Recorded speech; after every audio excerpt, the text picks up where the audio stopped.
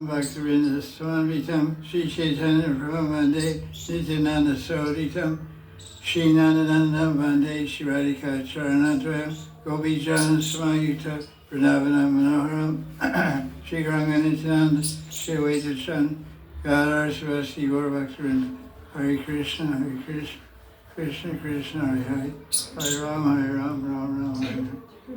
This is Sunday Satsang, January 26th, I think. And the first part of the class, we have Guru Tattva Nectar for about 10 minutes.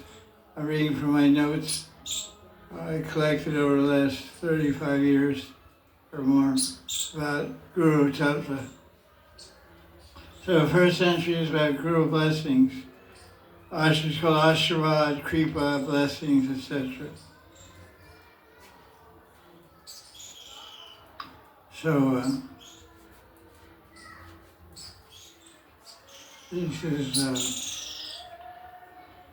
is what my guru told me one time, so I wrote it down. May Krishna give you the strength to control your senses and mind so you can chant pure Harinam and worship Krishna without interruption. May you have unshakable faith in miraculous glories, miraculous powers, and wonderful benefits of chanting Krishna's holy name. May you quickly realize all the sweet glories of Krishna's names. Then may you spread the glories of Krishna Nam and Radha Govinda Prem throughout the world. All glories to Sri Krishna and his holy name. May the blessings of Radha and Krishna be upon you. That's called Ashirvad. That's a nice blessing. So this entry is anxiety-free. The disciple is supposed to find relief from all their problems just by carrying out the orders of the spiritual master. In the beginning of Gita, Arjuna was confused and lamenting. When he finally accepted Krishna, the instruction and guidance of Krishna, his illusions were over and he accepted everything. That's from a letter from Srila Prabhupada, December 5th, or May 12th, I don't know, 5/12/1974. This is another question. How do we make spiritual advancement? Is it by our effort or by grace?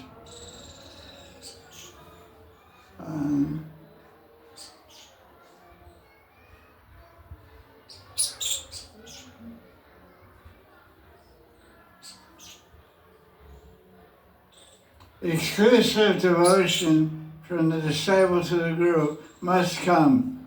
And quote a verse from Shastra, Yasya Devi Prabhakti. Guru is Krishna's representative.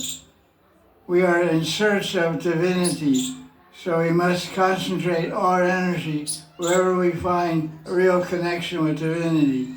That means God, Krishna. That is the key to success.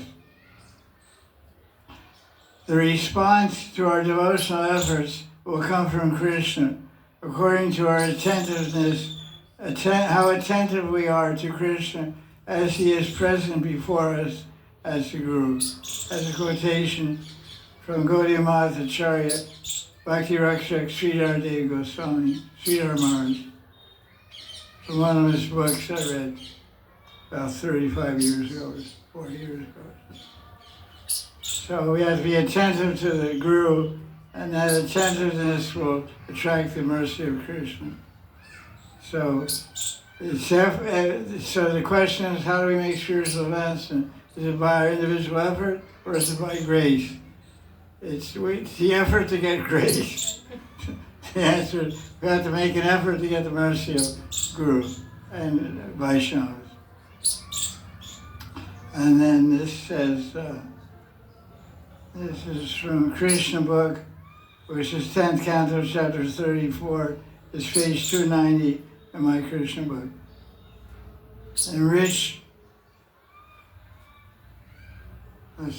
The spiritual master should enrich,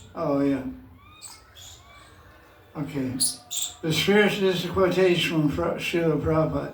The spiritual master should enrich the devotee to the highest perfection, feeling constant separation while engaged in the service of Krishna is the perfection of Krishna consciousness. So I guess most everybody in spiritual movement is attained perfection. Because Prabhupada's defining as perfection as feel constant separation from Krishna. So very few of us can say, I'm always feeling the personal presence of Krishna. In our own way we're feeling it, otherwise we can't exist. But to directly have darshan of Krishna and feeling Krishna directly with us every moment, I think that would be a rare devotee who can say that. But this is the Guru's duty, is to enrich the disciple to the highest perfection, feeling constant separation while engaged in serving. Prabhupada defines the perfection of Krishna consciousness is viraha bhav, separation. Because we're separated here, and when we get perfection and attain prema, then we'll be eternally united with Krishna in the spiritual world. That's the goal. Yeah, I have a lot of flies. They wanted you to do some stuff. Sure. This is Maharaj. Yes, Maharaj. You look the same. I have glasses, I couldn't see it. Oh, yes. Welcome. You saw a messenger coming around this time. I did, yeah. Yeah, welcome. Thank you. Your wife is here? No, just me. That's good. Have some fun. See all your old friends and enjoy. Yeah. Kids are home. Yeah. Oh, good. Anand. Yes. Cool. Okay, nice. Thank you.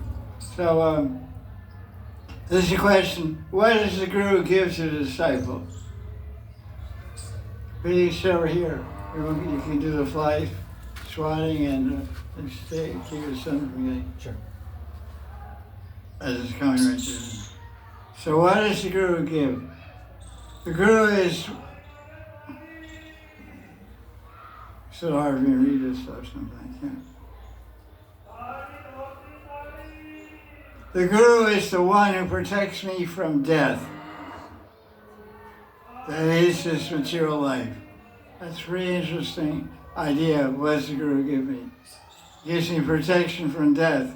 Because no one without connection with God, whatever religious practice, or if someone's connected with God, they become fearless of death. It's like our Prabhupada was out by Charan. He had no fear. But he was fearless because he was always connected with God. So the Guru is one that makes us deathless, makes us immortal, because he helps us understand our eternal identity as an Atma, as a spirit soul, a part of Krishna, a servant of Krishna. It's a great liberating feeling, because everyone in the world is afraid of what? Everyone has fear. Ahara, nitra, vayam, maitin, vayam. Eating, sleeping, mating, and fearing. Vayam means fearing. Prabhupada translates defending. So you can think what that means, why Prabhupada translates defending. We discuss it sometimes. We're afraid to lose our position, our identity, our ego, our prestige, so we fight. So that's why Bhayam is translated as fighting. Eating, sleeping, eating, and fighting. Well, that's probably that's what he translated, right? Mm. So Bhayam is a Sanskrit word, a Hindi word saying means fear. So really what the Shastras say, we all have fear. And the main fear is fear of death, and then everything else is a sub-branch of that. Because death is complete loss, and insult and injury and divorce and separation are minor losses. You don't die, but you die emotionally or die physically, mentally. So fear of death is the greatest thing, greatest fear in the whole world. Everybody's in that clutches, but they're okay. That's why Lord Chaitanya emphasized that point in Shikshastakam. He said, I'm not afraid of death. What's the verse that shows that? Put it on your brain, man.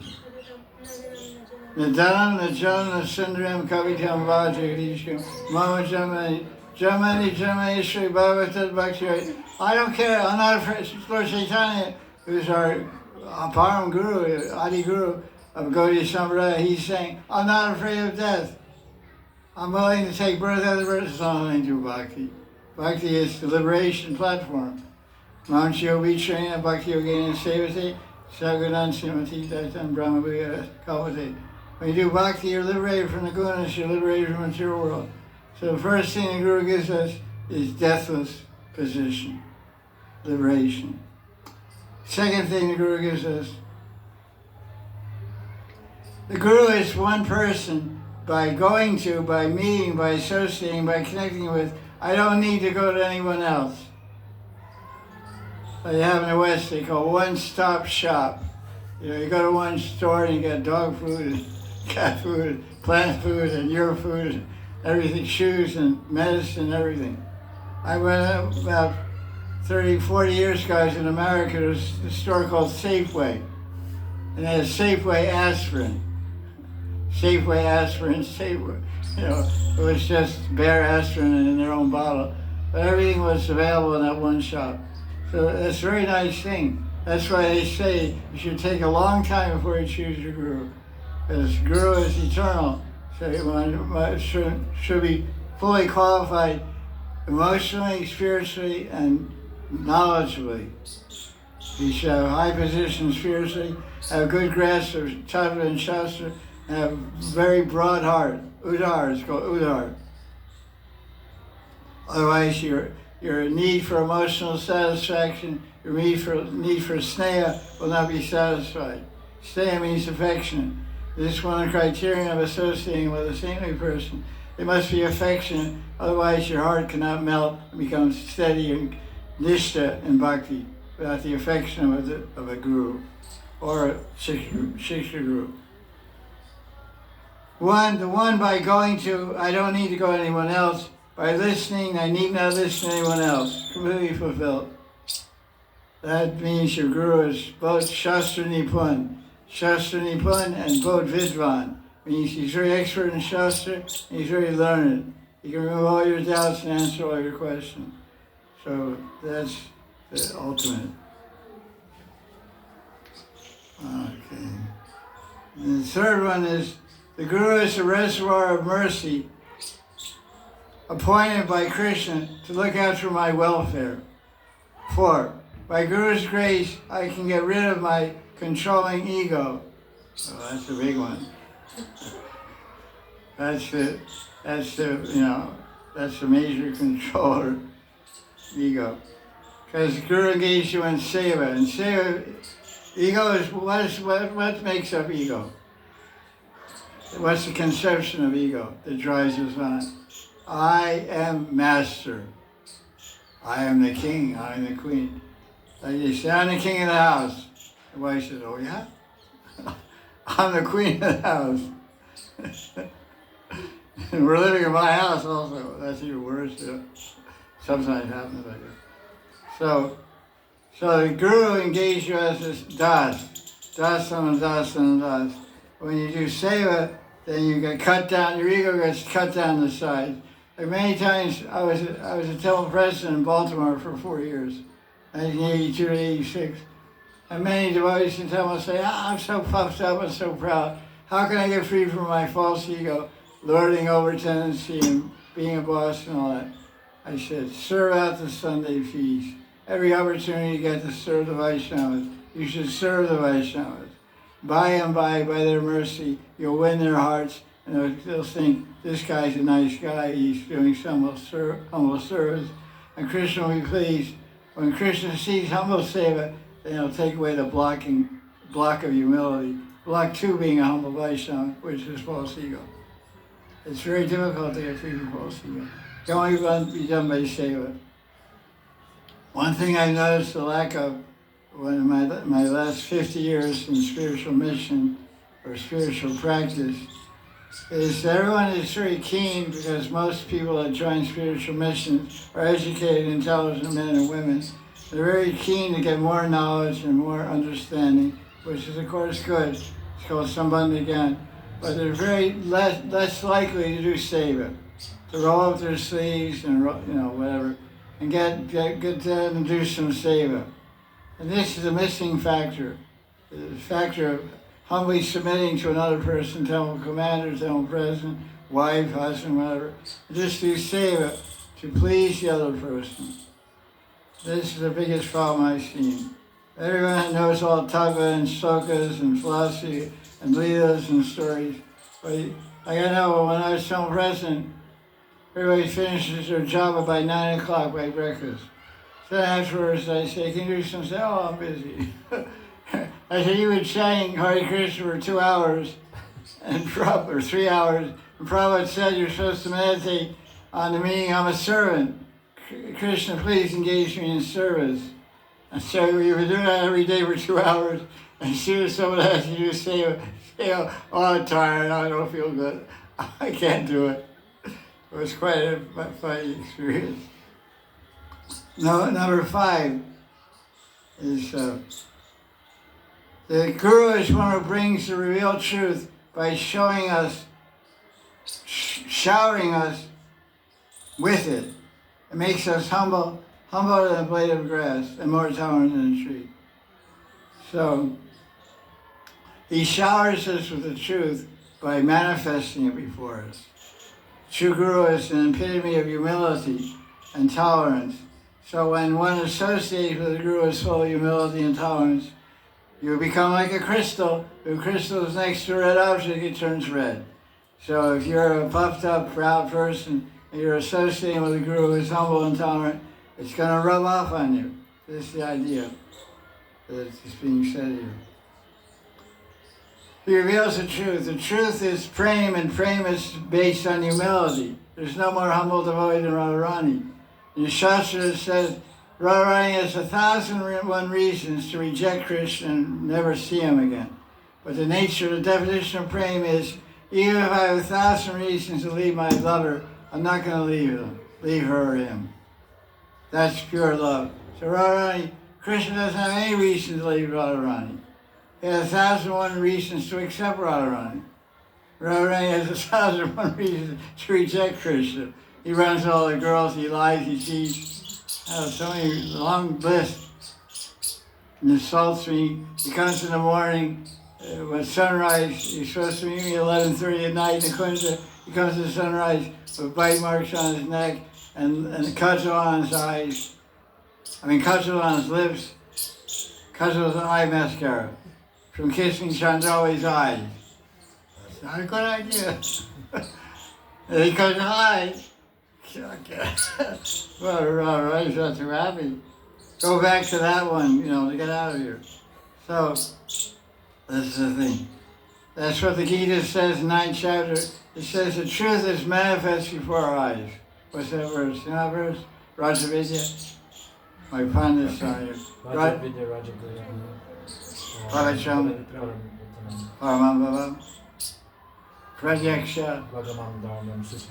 Yes, thank you. So it's 9.2, I think, or something like that. 9th chapter Gita. It says, the third line is very important. It says, Pratyaksha Bhagavam Dharmyam. This Dharma, this truth of Dharma, the truth of Dharma is prema. And prema is full of humility and tolerance. So pratyaksha means manifest, visible, tangible. I can see it, I can touch it, I can feel it. I'm in presence. So when you're with a guru, the guru should manifest, pratyaksha should manifest praying from the spiritual world by showing the qualities of intense humility and tolerance. Then you know you're with a proper spiritual person. Because Radharani is Krishna's guru. It says in Chaitanya Charitamrita, there's Chaitanya saying, Radhikara Prema Guru Ami Shishya Nath. I'm her Shishya, I'm her disciple, I'm dancing. Nath means Nach. Nach means dancing in Hindi. Natya Shastra. Shastra about dancing. So Krishna Chaitanya is saying, or Krishna himself is saying, Radharani is my guru. So if she's a guru, what's she showing to Krishna? Humility and tolerance. So Krishna learned that from Radharani. And he came as Mahaprabhu to distribute it. How? Ever hear Shikshastakam? Yes. What verse? 3rd verse. Srinara Vishnu Shena Turoi Vasishna Amanina Mahanidhi Kirtana. So Lord Chaitanya, the main things he was distributing was prema, and prema is built on stands on 2 legs, of tolerance and humility. So it all comes full circle. The Guru represents tolerance and humility. Chaitanya Mahaprabhu represents tolerance and humility. Radharani represents tolerance and humility. And all three represent prema. Guru represents prema by planting the seed of prema in your heart as bhakti lata bija. And by association, by service, by training bhakti, you come to Bhava Bhakti. And may Bhava Bhakti, prema will descend from Krishna's heart, and then we'll attain prema. So, fifth one, repeating, is the Guru is one who brings the real truth by showering us with it. It makes us more humble and tolerant than a blade of grass. The Guru is one who makes us offer respect to others without having any desire for respect ourselves. So that's Mahanidhi. Man means respect, self-worth, respect. Man, and Aman means I'm free from desire for respect or honor. So Lord Chaitanya says, Guru, the seventh one, is Guru is one who manifests transcendental kirtan in our mouth by transferring his own potency, who himself is the embodiment of the potency of the Lord. So, in other words, there's a verse in Chaitanya Charitamrita. Nitai Bina Kripa, what's that? Nitai Kripa Bina Bhai, Radha Krishna Payate Nai. Nitai Kripa Bina Bhai, maybe it's a bhajan, Radha Krishna Prema Nai. One cannot attain Radha Krishna Prema without the mercy of Nityananda. So the Guru is carrying the mercy of Nityananda. Because Lord Chaitanya wanted to kill Jagai Mata, because they're Vaishnava Paradis. But Nitai stopped him. He said, don't do that.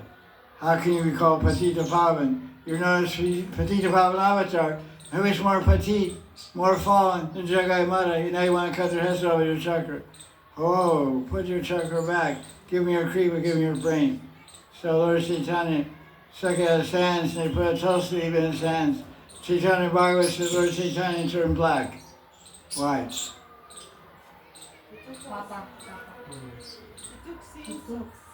Right. Lord Chaitanya took all the sins of Jagai Mata by the mercy of the Guru, represented as Nitai. Nitai acting as Guru, as Kripa Shakti Murti, as the embodiment of Kripa, representing Krishna. Nitai interceded on behalf of Jagai Mata and implored Gauranga to be compassionate and merciful by invoking his name as Gauranga Mahaprabhu Patita Pavan Avatar. And so Lord Chaitanya took all the sins of Jagai Mata, and all sins are black. They're Tamagun. Tamagun is black, Rajagun is red, Sattvagun is yellow, orange. Or white, you can even say, Sattvagun. So that's why he turned black, as in Chaitanya Bhagavat. I said, wow. It wasn't that Lord Chaitanya became Krishna. It wasn't blue-black, it was black. There's a difference. There's three kinds of blacks. What are they? Bluish black. There's black, there's bluish black, and reddish black. In the Dhammarastakam, it says that when Yashoda was chasing Krishna, his hair looked reddish black. Anyway, that's an interesting fact. We all have white hair. We're going that way. So, okay, so that's number 7. Number 8, Lotus Seed Guru frees us from the bondage of illusion.